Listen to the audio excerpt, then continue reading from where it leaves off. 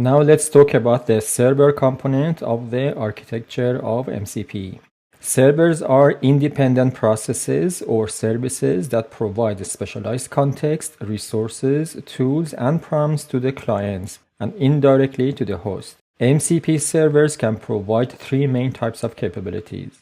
First, resources, which are file-like data that can be read by the clients, for example, API responses or file contents. The second one is tools. Tools are functions that can be called by the large language models. The third one is prompts. Prompts are pre-written templates that can instruct the large language model to do specific tasks. What are the responsibilities of servers? First is exposing capabilities. Advertises its capabilities, which can be resource subscriptions, tool support, and prompt templates via the MCP primitives during initialization. Focused responsibility.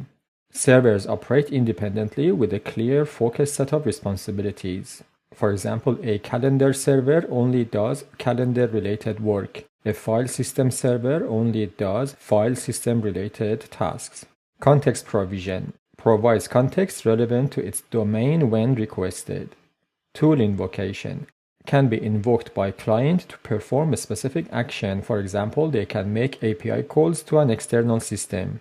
Respect constraints. Must respect security constraints and only provide necessary contextual information. A server is a specialized expert who has access to specific knowledge or can perform particular tasks, like a search engine, a calendar, or a code debugger.